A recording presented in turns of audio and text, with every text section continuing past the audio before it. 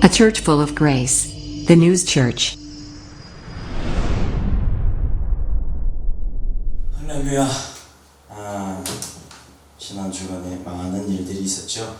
또 오늘 말씀을 통해서 하나님이 어떤 은혜를 주시고 또 한 주간에 어떤 힘을 주실지 참 기대가 되는 시간입니다. 제목 그대로입니다. 직분자. 직분은 어떤 자기 자신의 어떤 역할, 그것을 직분이라고 우리가 표현을 하죠. 그래서 오늘 본문의 말씀을 가지고 우리가 살아가는 이 나라에서의 각각의 직분은 다 갖고 있습니다. 그런데 오늘은 하나님 나라의 직분자가 되어서 우리가 그렇게 하나님 나라의 직분자로서는 어떻게 살아가야 되는지 그것을 좀 알아보고자 합니다. 우리가 살면서 뭔가 이렇게 이루고자 했는데 이루는 것이 잘 안 됐을 때 우리가 보통 실망을 한다고도 하고요. 또 낙심을 한다고도 합니다. 그 낙심이라는 게 뭐죠? 우리가 한자어로 말하면 떨어질락 마음심. 내 마음이 바닥에 툭 떨어져 버린 거예요. 바라던 일이 이루어지지 않아서 마음이 부러진다 라는 게 이제 한자의 풀입니다. 사람은 일생 동안 살아가면서 희, 노, 애, 락 네 가지의 감정을 느끼고 살아간다고 하는데, 즉 내가 살면서 좋을 때도 있지만 나쁠 때도 있다라는 거예요. 뭐 예를 들어 행복할 때가 있었지만 슬플 때가 있었고, 기쁠 때가 있었지만 또 뭐 마음 아플 때도 있다라는 것. 즉 플러스가 있으면 마이너스가 있다는 얘기죠. 그런데 오늘 다루고 싶은 이야기는 그 나쁠 때가 계속해서 이어질 때를 말하고자 하는 겁니다. 그럴 때 대부분 낙심을 한다고 해요. 근데 즉 그 안에는 이제 더 이상 그 일을 하고 싶지 않다, 또 더 노력할 필요가 없다 등의 자기 스스로가 포기를 선언하는 그런 마음이 그 사람을 지배한다라는 것이 내포가 되어 있다는 겁니다. 그게 곧 낙심이에요. 그러나 하나님의 나라의 백성, 또 하나님의 나라의 직분자는 그 낙심을 해서는 안 되는 겁니다. 낙심하면 안 돼요. 왜 안 되는지 오늘 그걸 좀 알려드릴게요. 하나님의 백성은 하나님께 속한 자입니다. 그래서 하나님의 백성인 우리는 하나님의 나라의 뜻대로 살아야 돼요. 하나님의 나라의 법대로 살아야 되는 거예요. 그런데 하나님의 뜻대로 사는데 그 삶에 우리의 목적을 두고 살아야 하는데, 그 삶의 목적을 우리가 하나님의 나라에다 두지 않고 세상에다 맞춰놓기 때문에 낙심을 하게 되는 겁니다. 내 뜻이 아니라 하나님 아버지의 뜻이 이루어져야 합니다. 누구를 통해서? 자기 자신을 통해서 이루어져야 합니다. 그런데 그렇지 못하니까 실패했다라고 생각을 하는 거예요. 그래서 대표적인 예로 보면 예수님이 계시죠. 예수님은 하나님의 아들로서 이 땅에 오셨어요. 그런데 그 하나님의 아들이 십자가에 못 박혀 죽임을 당합니다. 스스로 매달려 죽은 게 아니라 죽임을 당하는 거예요. 그런데 우리가 잘 알다시피 사순절 기간에 우리가 뭘 놓고 기도를 합니까? 예수님도 하나님의 뜻을 이루기 위해서 이 땅에 오셨지만 그분도 하나님 앞에 무릎 꿇고 땀이 피가 되도록 기도한 때가 있어요. 언제? 겟세마네 동산에서 십자가에 달려 죽어야 할 자기 자신의 그 운명이라고 하면 안 되죠. 그 예정된 그 계획을 다도 사람이 되어서 이 땅에 살아보니까 조금이나마 좀 더 살고 싶었던 그런 인간적 욕심이 예수님 앞에도 있었던 거예요. 그러다 보니까 예수님이 나 조금 더 살고 싶으니까 하나님 아버지 그 뜻을 좀 바꿔주시면 안 되겠습니까? 라고 한순간 기도를 합니다. 그러나 곧 주님은 어떠셨어요? 그러나 내 뜻대로 하지 마시고 아버지의 뜻대로 하옵소서 라고 기도를 했죠. 그렇다 그러면 그것만 그 장면만 우리가 생각해 봅시다. 우리가 하나님 앞에 기도를 열심히 하는데 응답이 없어요. 예수님도 그렇게 응답이 없었어요. 그러나 어느 때 응답이 있었습니까? 아버지 뜻대로 하옵소서 했을 때 바로 십자가에 달려 돌아가시는 그 일이 이루어졌습니다. 그로 인해 어떤 일이 벌어졌죠? 한 분의 희생이 지금 60억 인구예요. 그 인구의 죄를 다 용서함을 이루는 그 아주 어마어마한 업적을 이루고 만 겁니다. 어느 때? 내 뜻이 아닌 아버지의 뜻을 이뤘을 때. 자, 십자가를 져야 하는 그런 고통 속에서도 나의 뜻대로 마옵시고 아버지의 뜻대로 하옵소서, 이렇게 기도를 하셨던 거예요. 겟세마네 동산에서의 그 몸부림은 예수님 자신의 뜻이 아닌 하나님 아버지의 뜻을 따르기 위함이었던 겁니다. 그렇다면 우리도 아버지 뜻을 이루기 위한 그런 겟세마네의 기도는 못하더라도 성전에서의 기도, 내가 있는 그 자리에서의 기도는 몸부림쳐가면서 해야 된다라는 거 아니에요. 근데 그렇게 안 해봤잖아요. 그래놓고 뜻이 안 이루어진다? 내 기도가 응답이 없다? 그런 말을 하면 안 되는 겁니다. 낙심의 이유 중 하나가 내가 수고한 만큼 열매가 얻어지지 않았거나 내가 헌신한 만큼 누군가가 알아주지 않았을 때 우리가 그것을 슬퍼하고 서운해하는 마음에서 낙심을 하게 되는 거예요. 열매는 일한다고 즉시 생기는 것이 아니에요. 우리가 잘 알다시피 누구나가 어디를 가든 직장 생활을 하잖아요. 그 직장 생활을 하는 것만 한 번만 봐도 알아요. 최소한 내가 오늘 이 회사에 딱 들어갔어요. 그럼 그 회사에 들어가서 취직을 해서 한 달 동안 열심히 일을 해야 한 달 뒤에 월급이라는 게 나옵니다. 들어가자마자 월급 선불로 주는 데 없어요. 그렇죠? 최소한 세상적 일도 그 기준도 한 달을 열심히 일해야 답이 오는 거예요. 응답이 오는 거예요. 또 1년 이상을 해야 퇴직금도 쌓이고 보너스도 올라가는 겁니다. 농사꾼이 아무리 열심히 땀을 흘리고 성실히 일을 해도요, 내가 심을 때가 있고 그 심은 걸 거둘 수 있을 때까지 그 가꾸는 노력과 헌신과 봉사와 충성이 있어야 가을의 열매가 열리는 겁니다. 결국은 추수는 우리나라 같은 경우는 가을에 하잖아요. 근데 왜 사기꾼들이 사라지지 않고 자꾸 일어나는 줄 아세요? 단시간에 한 번에 큰 결과의 소득 또는 열매를 결실을 얻기 위한 사람이 바로 그런 기대를 하는 사람들이 사기꾼들이에요. 일은 하지 않고 기도도 하지 않고 노력도 안 하고 헌신도 봉사도 충성도 안 하고 열매만 얻으려고 하는 사람이 바로 사기꾼이에요. 하나님의 백성은 그렇기 때문에 하나님의 약속하신 바대로 또 예수님을 통해서 우리에게 보여주신 바대로 인내하는 노력이 있어야 된다는 겁니다. 그것도 안 하고 힘들다고 포기해버려요. 그럼 무슨 결과가 있겠어요? 모세가 하나님 앞에 쓰임을 크게 받은 건 다들 아시죠? 그러나 그가 하나님 앞에 쓰임을 받기 위해서는 장장 80년이라고 하는 긴 세월 동안에 그가 기다림과 훈련이 있었다는 겁니다. 바로의 궁에서 40년을 살면서 아주 왕의 아들로서 학문과 기술과 재주 최고의 것을 다 배웠습니다. 그 배우는 노력을 했죠. 그러고 나서 왕의 아들인데 이스라엘 백성을 출애굽시킬 때 그냥 왕의 아들로서 야 가자 그럼 얼마나 좋았겠어요. 근데 그게 아니었어요. 살인자의 누명을 쓰게 되고 물론 살인을 하긴 했죠. 그러고 나서 도망자의 신분으로 어디로 갑니까? 미디안 광야로 쫓겨났잖아요. 도망갔잖아요. 그리고 그 안에서 또 40년간 양치기로 살면서 고난의 훈련을 받았잖아요. 자, 우리가 수고한 결과는 내가 보기에 손해인 것 같아요. 그러나 하나님이 보시기에는 그게 노력이고 헌신이고 충성이고 봉사입니다. 그래서 우리가 수고한 그 결과는 누가 책임져 주신다? 하나님. 네? 여기는 하나를 얘기하면 다 알아들으셔. 자, 왜냐? 왜 하나님이 책임져 주시냐? 말로만이냐? 아니에요. 기도에 응답하시고 우리가 내는 아주 고통스러워서 조금만 아우 하고 하는 그 고통의 신음소리까지도 다 듣고 계시는 분이 하나님이시기 때문이에요.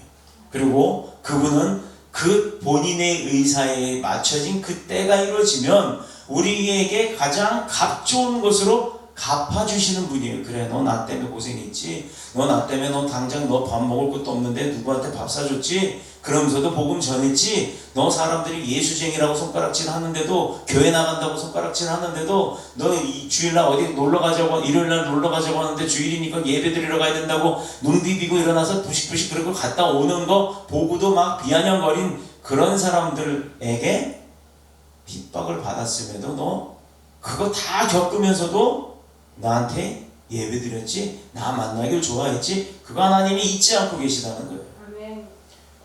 소망이 없다고 세상 사람들은 생각합니다. 해도 안 되니까. 그런데 세상 사람의 기준이 아닌 하나님의 기준에 우리는 하나님의 백성이잖아요. 그러니까 우리의 소망은 이 땅에 있는 것이 아닌데 이 땅에서 찾으려고 하니까 못 찾는 거예요. 우리가 지금 교회와 또 복음을 위해서 수고하는 것, 이 땅에서 잘 먹고 잘 살자고 하는 겁니까? 아니에요. 우리는 이 땅에서 잘 살자고 하는 게 아닙니다. 그런데 사람들이 다 그러죠. 그러면 왜 지금 잘 사는 것도 아닌데 그렇게 열심히 교회 나가서 예배를 드리고 노력을 해야 돼? 라고 반문을 할 수도 있습니다. 그분들한테 답해드릴게요. 처음부터 우리는 하나님의 계획된 바대로 지어진 사람들이에요. 인간은 하나님이 만드셨어요.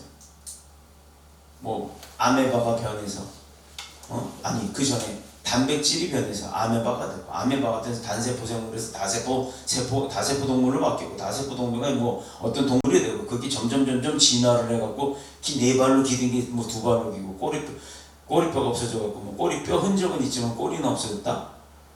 이건 과학적 근원인데 그거 증명할 수 있어요? 그거 증명했나요? 단적인 예로 원숭이가 계속 진화해서 사람이 됐다며요. 그럼 지금은 사람만 있어야지 원숭이가 있으면 안 되잖아요. 그것만 해도 틀린 거예요. 비슷한 유입니다. 비슷한 유. 처음부터 우리는 하나님의 계획대로 지어진 사람들이에요. 그러니 만드신 이가 어떤 목적으로 쓸지를 다 계획을 해놨는데 그대로 쓰임받는 게 최고이지 그게 아니야 엉뚱한 데 가서 쓰임받는다면 어떤 일이 벌어질까요? 자 여러분 여기 생수병에 생수가 들어있어요. 여기 생수가 아니라 뭐 예를 들어서 몸에 안 좋은 염산이 들어있다고 칩시다. 그래놓고 나먹으라고 여기다 누가 딱 갖다 올려놔요. 그러면 어떤 사람들이 이게 염산인 걸 알면 이걸 마실까요? 안 마시잖아요. 그냥 버리든가. 염산 제일 많이 쓰는 데가 어딘 줄 아세요? 화장실. 남자들 공동 화장실 가면 소변기 누렇게 돼 있잖아요. 그거 청소할 때 염산 뿌려요. 그럼 하얗게 되잖아요. 그런 용도예요. 또 그거 왜 뭐 화학적으로 어디 쓰이든지 바뀌지 하겠지만 용도에 맞지 않는 생수병에 염산이 들여지면 버려지는 수밖에 없다는 얘기예요. 자, 하나님이 만드신 분이 만드신 이의 뜻대로 사는 것이 당연하다는 것이 우리의 지력이 돼야 되는 겁니다. 다만 반문하는 사람들의 생각은 지금 당장 잘 먹고 잘 살고 싶다는 것인데 만드신 이의 뜻을 잘 따르면 그 잘 먹고 잘 사는 게 안 이루어지겠냐 이 말이에요. 그건 저절로 따라온다는 거예요. 그건 부가적인 일이에요. 그래서 우리가 얘기하는 건 그래요. 내가 하나님의 일을 하는 게 주업이고 그 다음에 직장 생활하면서 내가 소득을 얻는 거는 부업무인 거예요. 근데 그걸 뒤집어서 사니까 힘든 거예요. 직장 생활을 하면서도 찬양해요. 직장 생활을 하면서도 누구한테 누가 짐 들고 있으면 그냥 쫓아가서 문 열어줘요. 이런 사소한 섬김부터가 그 사람이 크리스찬이라는 것을 증명하는 거예요. 그게 복음 증거입니다. 복음 증거하랬더니 전도지 들고 길거리에 피켓 메고 앉아갖고 지나간 사람 붙들어서 그 사람한테 하나님 믿어야 천국 갑니다. 안 믿으면 지옥 갑니다. 이러고 막 이거요. 그건 강요예요. 거의 강요예요. 거의 강요. 그런 전도법도 해야 하는 필요성이 있습니다만 그것보다도 삶 속에서 전도한다는 것은 한 사람의 배려 그리고 내가 배려를 받았거나 은혜를 받아 그 사람의 도움을 받으면 감사합니다라고 표현할 수 있는 거예요. 도움을 줘도 감사합니다라고 얘기하네요. 이런 우리 그런 거 있잖아요. 여러분도 겪은 거 있을 겁니다. 안녕하세요. 네. 기분이 어때요? 뭐야 저거? 이렇게 되죠. 안녕하세요. 아이고 안녕하세요. 잘 지내셨어요? 덕분에 잘 지내고 있습니다. 어떤 사람을 만나겠어요? 여러분들 같으면. 두 번째 후자예요. 맞아요. 그게 크리스찬의 모습이 돼야 되는 거예요. 뭘 해줘도 감사합니다. 뭘 해줘도 네 당연한 줄 알고 나중에 그거 안 해주면 서운해하기까지. 만드신 이의 뜻을 잘 따르면 잘 먹고 잘 사는 건 자동이다. 만드신 이의 뜻도 모르고 내 뜻대로 사니까 그게 힘든 겁니다. 자, 사도 바울이 뭐라 그랬는지 성경 본문에 그 답이 나와 있어요. 빌립보서 3장 20절. 누가 찾아서 읽어보세요. 빌립보서 3장 20절. 그동안 나 물 좀 한 잔 먹을게. 컵 좀 하나만 주세요.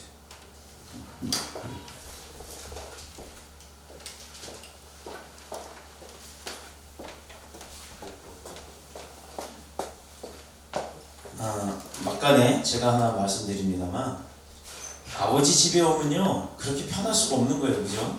교회 오시면 편하게 계세요. 편하게.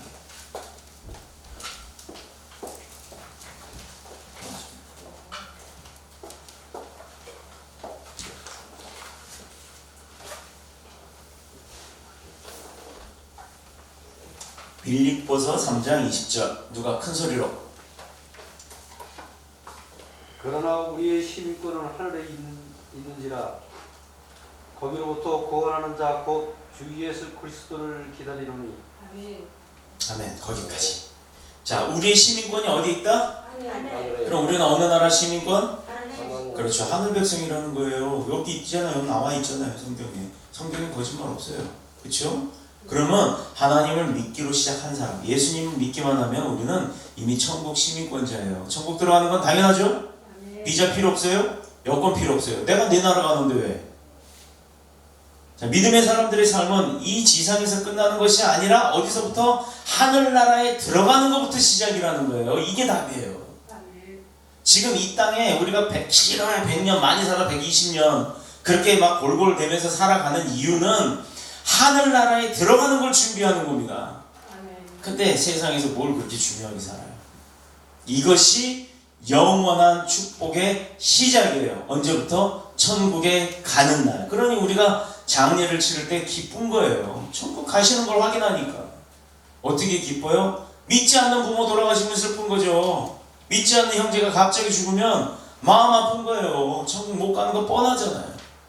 그래서 우리가 눈물로 기도하자는 겁니다. 이게 바로 천국에 들어가면서부터 영원한 축복이 시작이 됨과 동시에 영원한 영광의 시작인 거예요. 야, 너 그동안 그 고생하면서 70년, 80년, 90년, 100년 그동안 너 세상에서 정말 준비 잘하고 왔구나. 그래, 네가 내가 사랑하는 아들이구나, 딸이구나. 하나님이 안아주실 때 바로 우리는 하나님의 영광이 되는 겁니다. 하나님 아버지와 함께 영원히 누리는 생명의 시작이 바로 그때라는 거예요. 그러니 지금 잘 안 된다고, 지금 어렵다고 힘들다고 낙심하지 말라는 겁니다. 이래서 기도하다가 응답이 안 된다고 낙심해서 되는 게 낙심하면 안 되는 거예요. 응답 됩니다. 뭐 막말로 그런다 그러잖아요. 응답 될 때까지 기도한다고.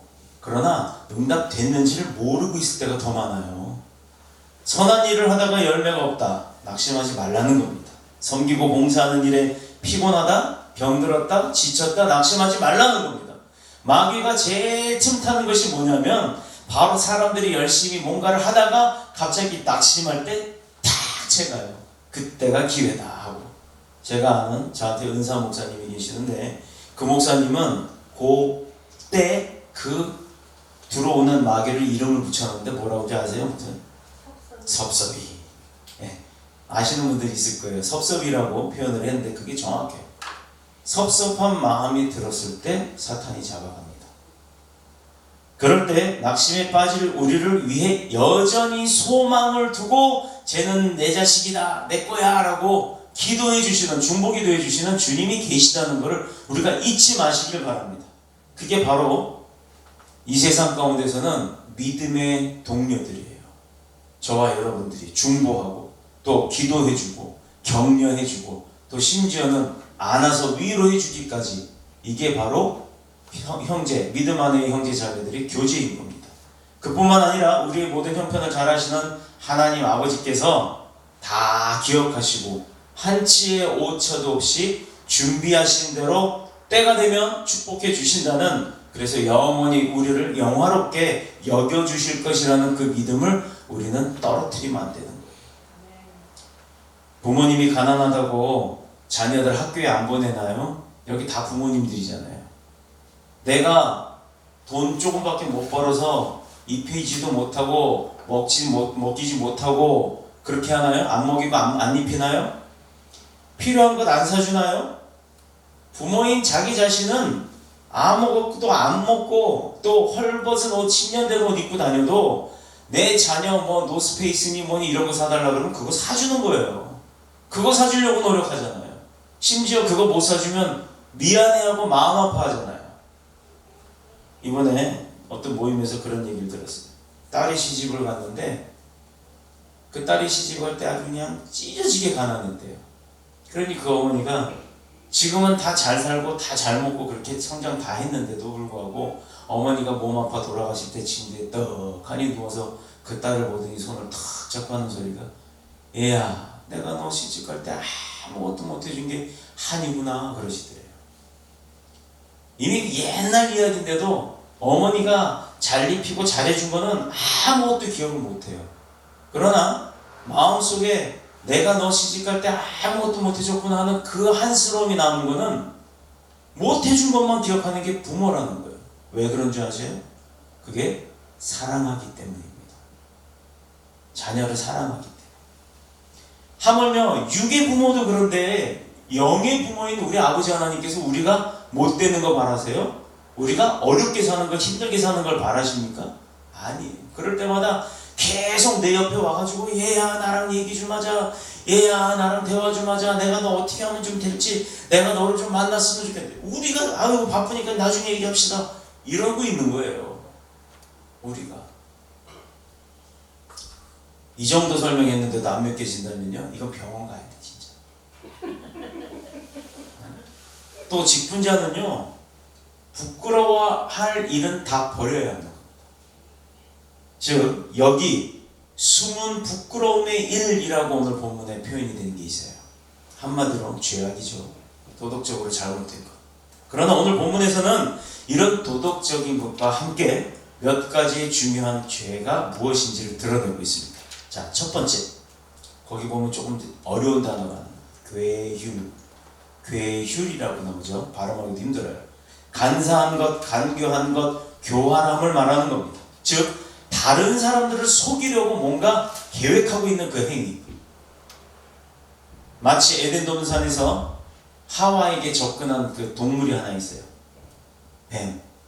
그 뱀이 하와를 속여 하나님이 금하신 선악을 알게 할 수 있는 그 열매, 그건 뭐 절대 먹지 말라 했지만 그걸 훔쳐먹게 만들었습니다. 자, 하나님은 우리가 사람들과의 관계를 간사하거나 간교하게 하거나 교활하게 함으로 이것을 그렇게 교활하게 사람들과의 교제를 나누게 하는 것을 원하지 않으시는 분이에요. 그러니 선악과 아예 먹지 말라고 하셨던 분이란 말이에요. 그런데 우리가 한번 곰곰이 생각해 보면 내가 있으면 없는 자들 중에서도 나한테 도움을 요청하거나 같이 뭔가 일을 열심히 하려고 하는 사람은 있는 자들이 오히려 막 베풀려고 하죠. 그런데 오히려 없으면서 있는 척하면서 또 뭐해요? 그걸 갖다가 이용하려고 하는 사람이 있어요. 있는 사람 옆에 가가지고 괜히 거드름 피우고 허세 피워가면서 그거를 뺏어오려고 하는 사람들이 있습니다. 이 사람들이 바로 뱀과 같은 존재예요. 서로 사랑 안에서 신뢰함으로 교제하기를 원하시는 주님의 뜻을 거역한 자입니다. 이런 관계를 형성하려면 먼저 내 자신의 숨은 죄부터 벗어버려야 되는 거예요. 아, 내가 더러운데 남 더럽다고 지적질 해봐야 그 사람은 더 잘 알아요. 왜? 내가 가면 내 몸에서 냄새 나는 거 그 사람이 더 잘 알거든요. 왜 범죄자들요? 우리가 그게 있어요. 소매치기를 떼끼라고 표현을 해요. 그래서 그 소매치기들이 이렇게 터는 수법들이 계속 발전을 하니까 이제 형사들이 그나마 그래도 좀 형사한테 협조를 잘하는 그 출신의 중에 손을 씻었다고 하는 사람을 불러다가 요런 사건이 하나 터졌는데 요런 사건의 유형을 보니 어떤 사건일까라고 얘기를 해보면 그 사람들은요, 자기들이 전문가잖아. 그러니까 아유 형사님 이거 있잖아요, 어떻게 하고 탁 이렇게 탁 찢은 거예요, 이건 기계가 뜬 거예요, 막 이렇게 표현을 해요. 그러면 이제 그걸 중점으로 누가 그런 사람일 수 있었을까를 추적을 해 나가면 딱 하니 나오는데 거의 99.8%가 정확하게 맞추더라 이 말입니다. 이것은 뭐냐면 해본 자가 하는 거예요. 사기를 쳐본 사람이 사기를 치는 겁니다. 그러면 반대로 사기를 당한 사람이 사기를 계속 당해요. 내 속에 있는 부끄러움은 언젠가는 드러나기 마련입니다. 자꾸 그것을 감추려고 하다 보니까 점점 더 커지는 그 괴휼이라고 하는 거짓에 지배를 당하고 마는 거예요. 심지어는 목사가 아닌데도 목사인 척하는 사람들이 있어요. 세상은 그런 사람이 딱 죄 짓잖아요. 당연히 사기꾼이니까. 그러면 세상의 모든 목사가, 세상의 모든 교회가 다 사기꾼이라고 몰아가는 거죠. 그러나 하나님은 아십니다. 그 자가 죽은 다음에 어떻게 될지. 기독교의 특징이 뭐죠? 기독교의 특징은 사람을 새롭게 하는데 그 특징이 있어요. 그러니 그런 사기꾼이 와도 하나님 만나면 변화되고 회개하고 용서함을 받고 내 안에 숨은 죄를 씻긴 받는 겁니다. 육체의 껍데기만 새로워지는 것이 아니에요. 심령으로 변화되고 영육이 새로운 하나님을 만나서 피조물이 되는 것을 말합니다. 주님이 제일 미워하셨던 것이 바로 유대 종교 지도자들이 속다르고 겉다른 행동들이었어요. 그걸 우리가 한마디로 사탄의 자식아, 또 외식하는 자다라고 표현을 하셨던 겁니다. 그래서 외식하는 서기관들을 향해 마태복음 23장 25절에 잔과 대접의 겉은 깨끗하되 그 안에는 탐욕과 방탕으로 가득하게 하는도다. 아무리 금잔이면 뭐냐 이거예요. 금잔 아시잖아요. 손 한번 잘못 만져도 지문 딱 짚히면 시커멓게 변하는 거. 근데 그거 아무리 싹 닦아놓으면 뭐하냐고요. 그 안에 엉뚱한 게 담겨 있으니. 우리의 자신들이 부지런하게 노력한다 해도 우리 스스로는 완전하고 거룩하고 깨끗해질 수가 없다라는 거예요. 그러니 우린 나약한 자잖아요. 그러니 매주 예배 나와서 씻김 받기를 바라고 용서받기를 바라는 겁니다. 그런데 예배도 안 나오고 주님도 안 만나고 일주일 동안 버텨가면서 한 달, 두 달, 1년, 365일, 10년, 20년, 90년 하늘나라 갈 때까지 그렇게 살고 당당하게 천국문 앞에 가서 야 문 열어! 안 열립니다. 죽었다 깨어나도. 그래서 시편 기자는 시편 51편 10절에 내 안에 정직한 영을 새롭게 하소서 이렇게 찬양했던 거예요. 더러운 영이 새로워지는 게 아니에요. 정직한 영이 새로워지는 겁니다. 힘을 얻는 거예요. 내 안에는 정직과 더러움이 다 있잖아요. 더러움을 찾지 않고 정직함을 찾는 거예요. 예레미야 선지자가 예레미야에 가서 3장 23절에 고백한 게 있습니다. 여호와의 긍휼하심이 쿡 자고 일어난 아침마다 새롭도다. 매일 아침마다 새롭게 시작한다는 그 마음으로 찬양했던 겁니다.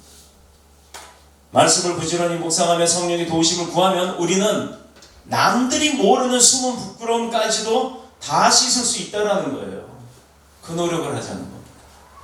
둘째, 숨은 더러움을 씻자. 둘째는 여호와의 말씀을 혼잡하게 하지 말자.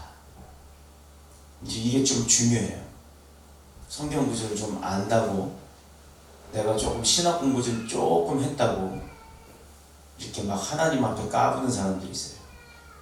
이것은 하나님의 생명의 말씀을 세상 지식처럼 배우는 겁니다. 세상의 지식처럼 가르치는 거예요. 하나님의 말씀을 세상의 잡다한 사상과 교훈과 막 이런 거에 짬뽕을 시켜갖고 대비해갖고 생각을 하고 그거에 견주어서 그리스도의 십자가의 복음을 그 숭고함을 다 흐트러버리는 거예요. 너무 많아요. 그런 거짓 선지자들이. 그리고 알지도 못하면서 안다고 하는 척하는 사람들이 너무 많아요. 그런데 그런 말씀들이 머릿속에 쏙쏙 박힌다는 게 문제입니다. 왜? 재밌거든. 왜? 내 이야기 같거든. 그렇게 가슴을 흔들어 버리니까 그게 은혜롭다라고 생각을 하는 거예요. 하나님의 말씀은 그 말씀 자체가 하나님이심을 증명하는 건데 마치 하나님께서 우리에게 내 말 좀 들어다고 하고 구걸하는 것처럼 거기에다가 막 본질을 이것저것 섞어서 짬뽕을 만들어 놓는다는 겁니다. 하나님의 말씀은요 다 필요 없어요. 본질이 제일 중요합니다. 이거 잊지 마시길 축복합니다. 죄 가운데 고통받는 이 세상을 이 세상의 생명을 구원하고 또 구원받은 하나님의 백성들로 그 진리 가운데 인도해내고 또 하늘나라의 소망을 두고 살아가게 만드는 것, 이 모든 영광을 하나님 앞에 돌리게 하는 게 그 말씀의 목적인 거예요. 하나님이 우리하고 막 이야기하고자 하는 것, 말씀으로 막 훈계하시고 교훈하시고 때로는 칭찬하시고 위로하시고 때로는 축복까지 하시는 그 모든 것들이 바로 하나님의 영광 안에 거할 수 있게 만들기 위함이라는 거예요. 그런데 거기다가 온갖 농담 섞고 온갖 세상의 이야기 갖다 붙여버리고 그러면 하나님의 말씀이 들려요? 세상의 이야기만 들리지. 그게 은혜스러워요? 그거는 나를 죽이는 거예요. 거기에 현혹되지 마세요. 말씀을 혼잡하게 하는 일은 그것뿐만이 있는 게 아닙니다. 청중들의 인기와 그들이 주는 잠깐의 영광을 위해서 복음을 이용해 버린다는 거예요. 자기 생계수단으로 복음 이용하고 교회를 이용하는 사람들 있죠. 또한 직분을 받고 교회 지도자가 되고 다른 사람에게 신앙적 모범을 보여야 함에도 불구하고 그렇게 되지 못하는 사람들, 모두 말씀을 혼잡하게 하는 죄에서 벗어날 수가 없는 겁니다. 즉 혼잡하게 하는 사람들이라는 얘기예요. 다시 말해서 우리의 삶으로 하나님 앞에 영광을 돌리지 못하거나 또 우리의 행함이 다른 사람들로부터 오해를 받게 하는 것, 그것도 하나님의 말씀을 혼잡하게 하는 거예요. 즉 이 얘기 뭐냐면 아까 서두에서 얘기했듯이 내가 하나 문 열어주고 내가 하나 뭐 같이 들어주고 고맙습니다, 이거 내가 고맙지 않아도 고맙습니다라고 하면서 그 사람들의 마음을 사는 게 아니라 진실로 내가 뭔가 도움 받은 걸 깨닫고서 그거에 대한 감사함을 표현할 줄 아는 그런 사람의 진실된 모습이 바로 삶에서 전도하는 전도법이라는 거예요. 그게 복음쟁이들, 예수쟁이라고 하는 내 안에 예수님을 모시고 사는 사람의 모습입니다. 그렇지 못하면 다 하나님의 말씀을 혼잡하게 하는 범주에 속하는 거예요. 그러니 내 하루의 삶 중에 내가 하루에 18만 개 이상의 단어를 쓴다고 하는데 그들 중에 대체 예수님이 몇 번이나 나오냐 이 말입니다. 그래서 주님은 이런 사람들을 향해서 엄중하게 책망했어요. 이거 잘 들어두세요. 마태복음 18장 6절. 그냥 주님이 하신 말씀입니다. 마태복음 18장 6절에 보면 누구든지 나를 믿는 이 작은 자 중 하나를 실족해 하면, 진짜 우리가 보기에 우스워 보이는 사람 하나를 쓰러뜨려 버리면 차라리 연자 맷돌, 뭔지 알죠? 소가 끄는 큰 바위 같은 맷돌, 그걸 목에다 매달고 깊은 바다에 뛰어드는 것보다 못하다는 거예요. 그게 오히려 낫다는 거예요. 자, 그러니 목사님들 욕하지 마세요. 교회 욕하지 마세요. 아무리 교회가 후줄구리하고 작고 쓸모없어 보여도 그거 하나님이 그 교회를 세우신 목적이 있는 거예요. 그리고 그 교회 목사님이 어떻든, 어느 목사님 나이가 많고 어느 목사님이 이빨이 빠져서 웅얼웅얼 거린다, 시골의 작은 교회 목사라고 우습게 여기지 말라는 거예요. 이 말씀 때문에 하나님의 직분자를 우습게 하고 하나님의 집을 우습게 하면 그냥 연자맷돌 메고 물로 뛰어드는 것보다 못할 때 거다 이 얘기예요. 그 짓을 하고 앉았어. 그러고도 기도에 응답되고 자기 축복받았대. 그게 말이 안 되죠? 이제 이해되셨어요? 이게 굉장히 중요한 얘기입니다. 복음을 생계수단으로만 생각하는 사람들, 또 신앙생활을 인생의 장식 정도, 또 교양증으로 생각하는 사람들, 대강 믿어도 구원받는데 지장이 없다고 생각하고요, 은밀하게 죄짓는 즐거움을 이제는 즐기는 사람들, 이거 다 주님이 알고 계시다는 거예요. 그래서 그런 사람들을 향해 무슨 해결책을 주셨습니까? 마태복음 18장 8절 9절 찾아봐요. 마태복음 18장 8절 9절 찾으시라고 한 이유는 제가 물 마시라고.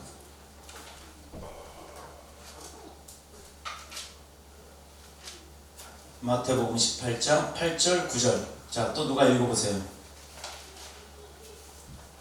만일 내 손이나 내 발이 너를 범죄하게 하거든 찍어내버리라. 장인이나 단이 저는 자로 영생에 들어가는 것이 두 손과 두 발을 가지고 영원한 불에 던져지는 것보다 나으니라. 네, 아멘. 뭐라고요? 내 손이나 내 발이 나를 범죄케, 그러니까 내 몸이 나를 범죄케 하면 그걸 칼로 잘라버리는 거예요. 또 이랬다고 내일부터 병원 가서 쫓아갈 일 만들지 마시고요. 만일 내 눈이 너를 범죄케 하고도 눈을 빼앗버리고 한 눈으로 평생 지옥불에 들어가는 거, 그냥 눈 하나만 있어도 영생이 들어가는 게 중요하다는 거예요. 눈 하나쯤은 필요 없다 이거예요. 이 얘기 뭐냐면 보지 말 거 보지 말고 하지 말아야 될 거 하지 말라는 겁니다. 자, 그러면 그게 뭔가 궁금하죠? 뭐를 안 봐야 되고 뭘 하지 말아야 될까? 잠언서를 보시면 다 나옵니다. 그러면 우리가 할 게 없죠? 잠언서를 보면 다 하지 말아야 돼. 근데 가만 생각해보면 내가 다 하고 있던 일이야. 그게 중요한 겁니다. 마음의 가짐, 내가 안 하려고 하는 노력, 실제로 했다고 발뚝 잘라버리는 얘기가 아니라 그만큼의 노력과 헌신과 그 각오를 하고 살으라는 얘기입니다. 현대 그리스도인들의 약점이 바로 현실을 보는 눈이 약하다는 거예요.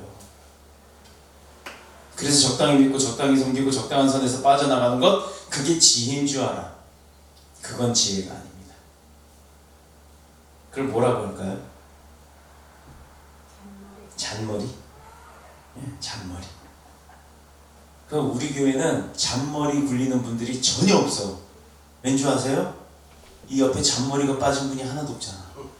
저처럼 소갈머리는 좀 빠져도 잔머리 빠진 분들은 없잖아요. 그러나 세상은 우리가 생각하는 것처럼 만만한 것이 아닙니다. 왜냐? 그게 4절에 나와요. 이 세상의 신이 믿지 아니하는 자들의 마음을 혼미하게 하여 그리스도의 영광의 복음의 광채가 비치지 못하게 하기 때문이다. 자, 어디의 신이요? 이 세상의 신. 성경에 이런 말이 있네. 세상에, 아니 하나님은 유일하신 신이고 하나님 이외에는 다른 신은 없다라고 하셨잖아요. 그런데 여기 보니까 이 세상의 신이 믿지 아니하는 자들의 마음을 혼미하게 한대요. 맞잖아요. 길 가면 도를 아십니까? 이러고 오는 사람들 있잖아요. 또 요즘에 유튜브로도 무당질하대. 주중에 단톡방에 찬양 영상이 하나 올라갔죠. 보셨어요? 네. 이제부터요, 단톡방에 뭐가 올라가면 아멘으로 화답을 글을 좀 달아주세요. 대체 누가 봤는지 알 수가 없어. 안 본 사람은 계속 안 봐. 달아주세요. 아멘. 왜냐하면 소통을 하기 위해서 하는 거니까. 거기 찬양을 딱 보고 나면 마지막에 그 찬양이 딱 끝나면 유튜브가 자동으로 다음 화면으로 넘어가요. 근데 꼭 무당이 나와. 왜 그러지? 기도 많이 해주세요. 교회의 영적인 말씀이 끝나고 나면요, 꼭 무당들이 나와요. 우리뿐이 아니라니까. 그거는 이제 컴퓨터에 어떤 연관성이 있는 부분을 갖다가 컴퓨터가 단어 검색을 해서 자동으로 관련 영상을 올려주는 건데, 컴퓨터가 그 짓을 하고 앉았어요. 누가 그렇게 만들었다? 사람, 프로그래머가. 그러니 그 연관 검색어가 그렇게 검색이 되면 안 되거든요. 아무튼 그렇게 기도를 많이 좀 해주세요. 그래서 이 세상의 신이 믿지 아니하는 자들의 마음을 혼미하게 한다. 즉, 이 세상의 사람들이 만들어 놓은 우상들이 그렇게 세상 사람들, 믿지 않는 사람들을 혼미하게 만드니까 영적 세상의 세계를 아는 그리스도인들의 백성들을 핍박하게 만든다 이 말입니다. 분명히 하나님의 영인 성령이 아닌 이 세상의 신이 있고 그것들이 사람들의 마음을 어둡게 한다고 한 거예요. 그러니 그 사람들 끄집어내야죠. 옛날에 그 유명한 연예인 영화배우가 있었던, 근데 그 영화는 연예인 이름은 기억이 안 나고 제목은 기억이 나요. 수렁에서 건진 내 딸. 네, 그게 영화 내용은 내가 몰라요. 근데 제목이 한번 기억이 나는데, 수렁에서 건진 내 딸. 저는 똥통에 빠져봤기 때문에 그 느낌을 알아요. 포항에 이제 이사를 간 날 동네 애들하고 사귀고 이삿짐 나르고 있는 동안에 저는 동네 애들 쫓아서 막 이렇게 밭으로 논으로 뛰는데 이놈의 동네 애들이 텃세를 하느라고 막 밭으로 뛰고 이렇게 펄쩍펄쩍 뛰면 같이 뛰고 쫓아가는 그런 거였거든요. 그러다가 이놈들은 거기가 두엄통인 걸 지들은 알지만 서울서 온 촌놈이 뭐를 알겠어요. 막 하다가 애들은 펄쩍 뛰니까 같이 뛴다고 뛰었는데 앞불싸 조금 짧았네. 푹 들어갑니다. 어디까지? 여기까지. 동네 아저씨 한 분이 와서 그냥 얼른 와서 그거 꺼내주고 확 때리더라고요. 때리는 이유가 나중에 알아봤더니 무슨 뭐 똥똑을 오면 죽는다고, 그걸 때리면 안 눕는다. 빠진 것도 서러워서 냄새 나는 것도 서러운데 그걸 뚜껑을 패고 있더라고요. 하여튼 그런 일이 있었어요. 그때 그 빠질 때의 느낌을 저는 생생하게 기억을 합니다. 나오려고 하면 할수록 더 들어가요. 그런데 그걸 누군가 건져줬어요. 우리가 해야 해요.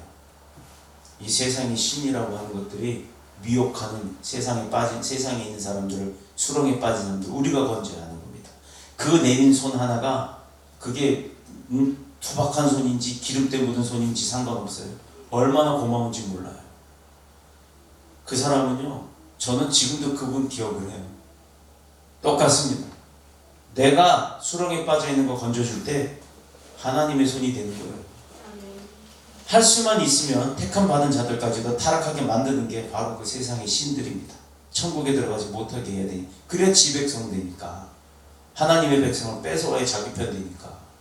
바로 이 세상의 신이 선한 일을 하다가 낙심한 자를 공격하고 죄와 수치된 것을 감추고 사는 그리스도인을 공격합니다. 왜 우리가 남들보다 먼저 구원의 반열에 들었는지 아세요? 구원 받으셨어요? 아멘이죠. 그러면 내가 왜 구원의 반열에 저 사람들보다, 세상 사람들보다 먼저 내가 선택을 받았을까요? 그거 한번 생각해 보셨나요? 내가 왜 먼저 받았을까? 이유는 딱 하나예요. 남들보다 먼저 믿은 거예요. 하나님의 자녀된 자의 영광과 축복을 체험하고 남은 생애를 오직 복음 전하는 일에만 전념하면 그렇게 사용하라고.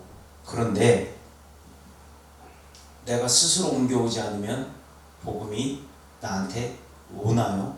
안 오지요. 오라고 해도 안 와요. 보세요. 우리 교회도 그런 분들 많아요. 오라고 해도 안 와요. 길거리 가는 전도지 막 줘도 오라고 해도 안 와요. 안 온 사람은 죽어도 안 와요. 죽은 다음에 후회하니까. 그러므로 하나님 우리 아버지는 우리에게 남들보다 더 많은 전도의 기회를 주신 겁니다. 이게 직분자들이 할 일이에요. 교회에서 큰 소리 치라고 직분자 주는 거 아니에요. 우리 교회는 아직 장로님이 안 계십니다. 그러나 우리 교회 장로님이 이제 생길 거예요. 그때 그 장로님이 교회에서 본인은 뒷짐 딱 지고서 뭐 누구 보고 좀 청소 좀 해 어쩌고 이러면 저는 그냥 아무 말 안 해요. 제가 그 장로님 앞에 딱 서서 제가 그거 주술 거예요. 그럼 알아서 하시겠죠. 직분자는 섬김이에요. 섬김. 완장이 아니에요. 완장. 세상에서 완장은 명령하는 사람일지 모르지만 교회에서 완장은 일꾼입니다. 선교의 큰 뜻을 가지고 더 많이 일하라고 부르신 하나님의 뜻대로 때를 얻든지 못 얻든지 힘써 증거함이 주님의 뜻대로 이루어내는 그 증거하는 자가 바로 하나님의 직분자요 축복받는 백성이에요. 제가 한 사람의 이야기만 하고 마치고자 합니다.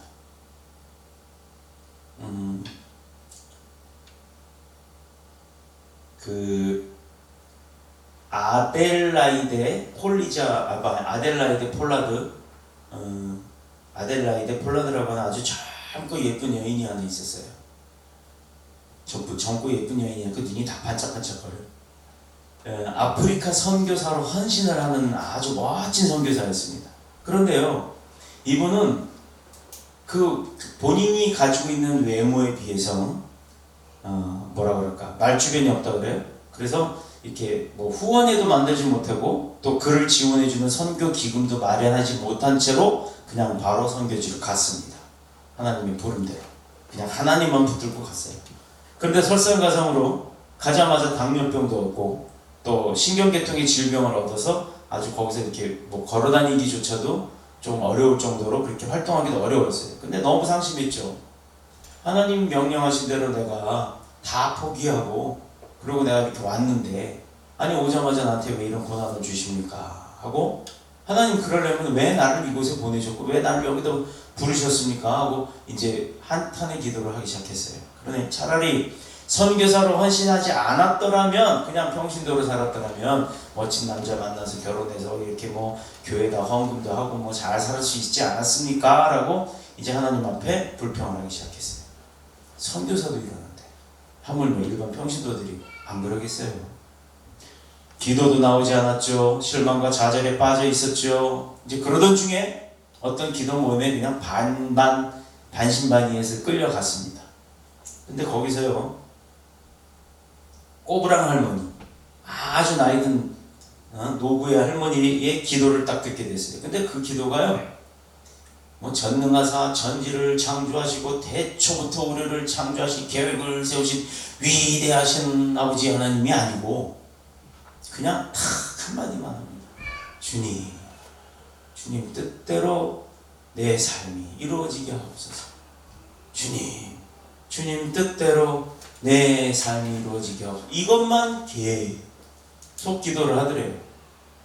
근데 그 기도를 옆에서 이렇게 듣다 보니까 폴라드 자신의 마음이 갑자기 뜨거워지기 시작했고 또 집으로 들어와서 말씀을 펼치고 묵상하는데 예레미야서 18장 3절 4절의 말씀이 눈에 딱 들어오니 눈물이 쫙 흐릅니다.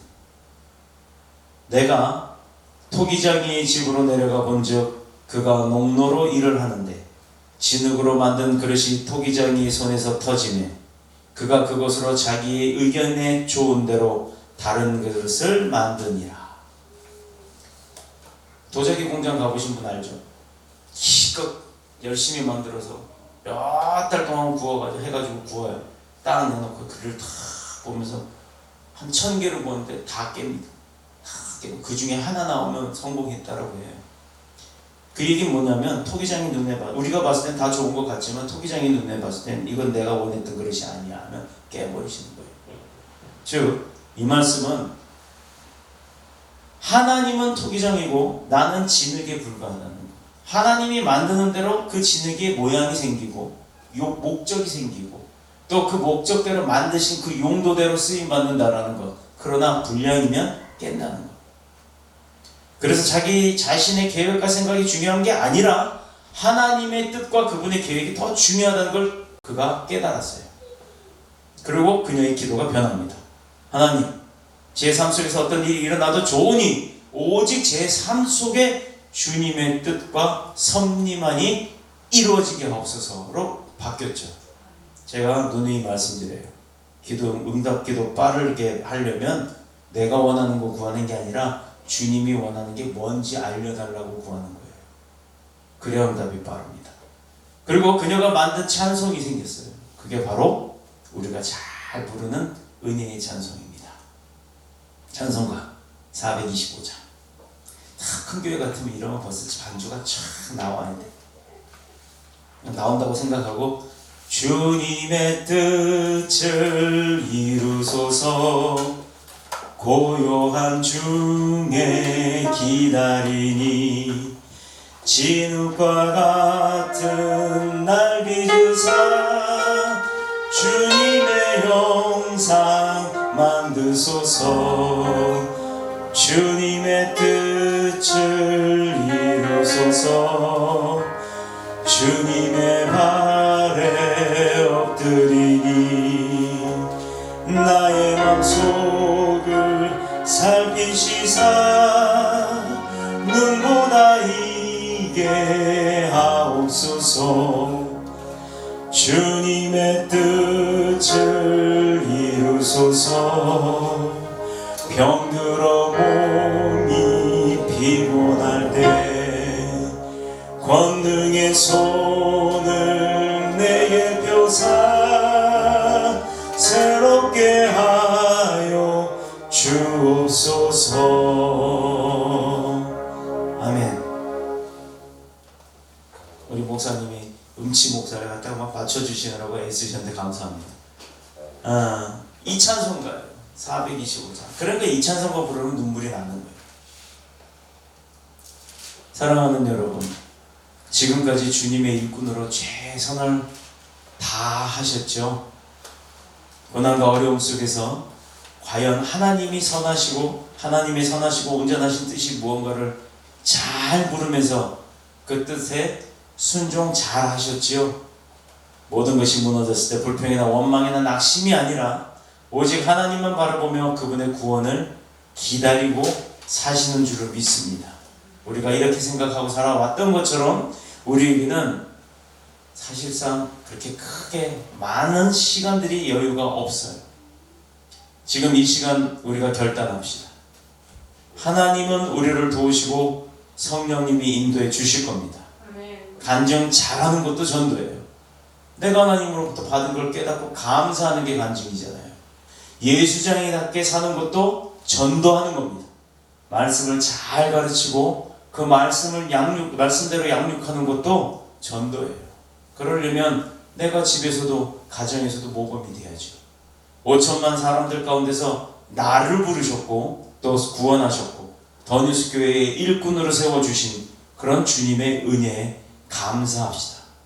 인내로서 주님의 뜻을 기다린다면 하나님 아버지의 능력과 은사와 축복이 우리 가운데 넘치게 될 줄로 믿습니다. 그래서 영원히 승리하는 최강자가 되시기를 그리스도 예수님의 이름으로 축복합니다. 축원합니다. 기도드리겠습니다.